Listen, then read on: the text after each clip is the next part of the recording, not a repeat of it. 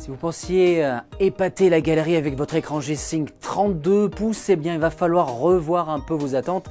Ce que j'ai derrière moi, c'est le Big Format Gaming Display, un gigantesque écran de 65 pouces.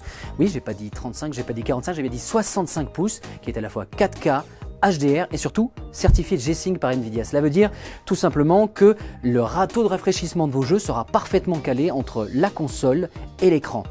Ça c'est pour quand, pour l'instant, Nvidia a annoncé que ça serait aux États-Unis en milieu d'année, comptez aux alentours de juillet. Combien ça coûte, on n'en sait rien. Il reste néanmoins que c'est une petite merveille de technologie qu'on va vous faire découvrir. C'est pas la première fois que Nvidia investit dans les écrans. Le G-Sync, c'est une technologie qui existe depuis un petit moment déjà. Nvidia a juste voulu passer à la vitesse supérieure. Quand on leur a demandé pourquoi si gros, pourquoi un truc aussi énorme, tout simplement ils se sont dit on l'a amené dans des écrans gamer 22, 24, 30 pouces. C'est quoi l'étape d'après? L'étape d'après, c'est un croisement entre l'écran PC et le téléviseur.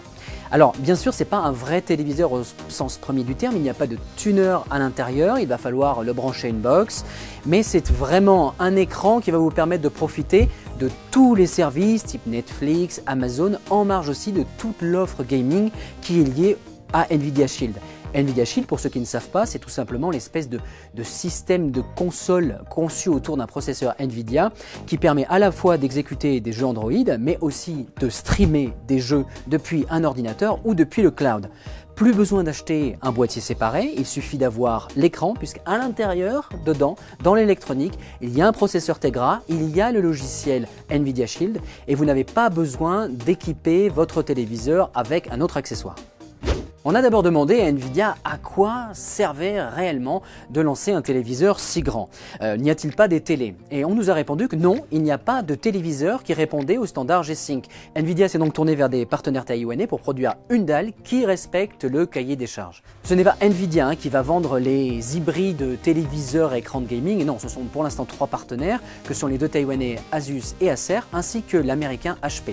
Ça fonctionnera parfaitement avec votre ordinateur, cela marchera aussi très bien avec les consoles car selon les dires des représentants d'Nvidia, cela cible autant les gamers PC que les gamers consoles car les joueurs consoles doivent en général juste s'équiper d'un téléviseur classique. Ici, ils retrouveront tous les raffinements technologiques liés au gaming. Il n'en reste pas moins que nous avons juste une petite réserve sur cet écran, non pas technologiquement mais en termes de marché parce que les États-Unis, et ici particulièrement à Vegas, c'est un petit peu le symbole de la démesure.